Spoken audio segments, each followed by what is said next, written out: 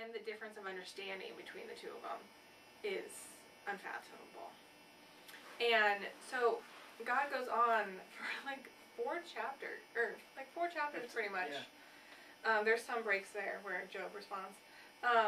Basically putting the whole situation into perspective of there may be a reason that this is going on, but you can't understand it. And no reason is given.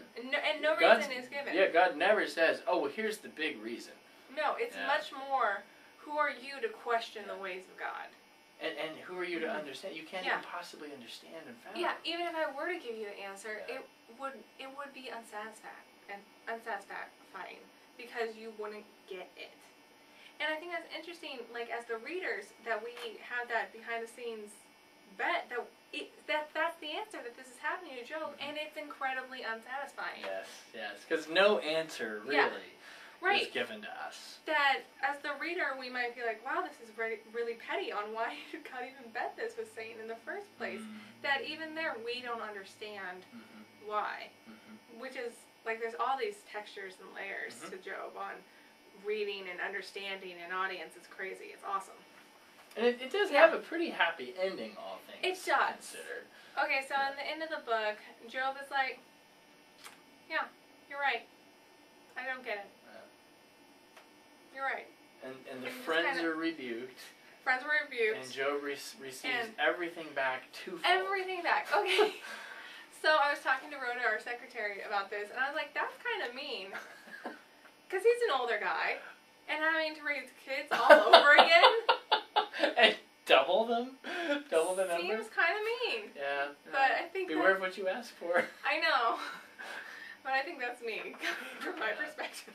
That seems cruel. I do think, I don't know what you think, Nicole. I think it would be, to me, it's a mistake to read that whirlwind part. Because I hear people who read that and say, see, God crushes Job in that. Oh, no. Not at all. We should never ask questions. No. No. It's simply this, it's a wondrous encounter between God and Job.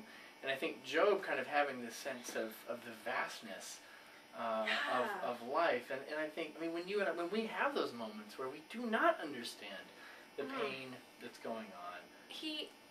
Job is humbled. He's not humiliated. Yeah, that's a great way to put it.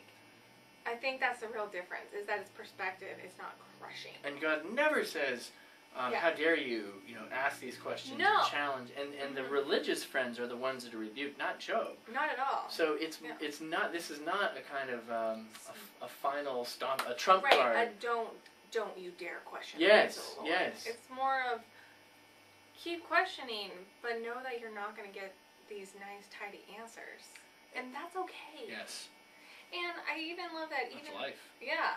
And that in the midst of God pointing out that there's a big difference between God and Job, that God still takes the time to encounter Job. Yeah, and, the things that God points out, they're mostly natural phenomena. Yes. He talks about, the wings on the birds, and the stars in the sky, and the hills. The stars are my favorite one. Yeah, and part of why I like that is that sense of sometimes the only solace, when our world doesn't make sense, sometimes it is the case that the only thing you can do is take a walk, look up, and just hope I hope somehow there is something in this that I myself can't see. Yeah. And I hope there is something good. Sometimes that's the only thing you can do. I think so. And I feel like that's kind of what you get in that whirlwind moment, is that sense of